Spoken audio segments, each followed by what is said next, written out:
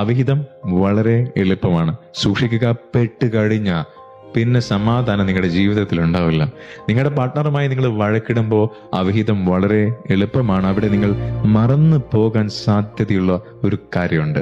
നിങ്ങൾ ജീവിക്കുന്നത് നിങ്ങളുടെ അവിഹിതത്തിലുള്ള ആളുമായിട്ടല്ല, ഒരുമിച്ച് ജീവിക്കുന്നത് നിങ്ങളുടെ പങ്കാളിയുമായിട്ടാണ്. നിങ്ങൾക്ക് പ്രശ്നമുള്ളത് എങ്കിൽ അവിടെ പ്രശ്നമുണ്ടാവുക സ്വാഭാവികമാണ്. കാരണം അവിടെ പ്രണയം മാത്രമല്ല, ഉത്തരവാദിത്തം കൂടിയുണ്ട്.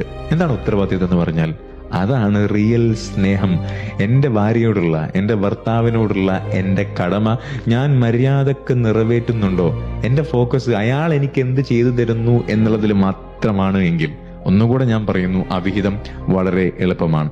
അയാൾ എനിക്ക് എന്ത് ചെയ്തു തരുന്നു, അയാൾ എനിക്ക് എന്ത് തരുന്നു എന്നുള്ള ചിന്ത കൊണ്ട് ഞാൻ അവിഹിതത്തിൽ എത്തിക്കഴിഞ്ഞാൽ ഒന്നുകൊണ്ട് പേടിക്കണ്ട. ഇയാളെ ഒഴിവാക്കി മറ്റേ റിലേഷൻഷിപ്പിലേക്ക് പോയി പിന്നെ അവിടെ ജീവിച്ചു തുടങ്ങുമ്പോഴും ഞാൻ ചിന്തിക്കുന്നത് ഒരേ രീതിയിലായിരിക്കും, അയാൾ എന്ത് എനിക്ക് തരുന്നുവെന്ന്.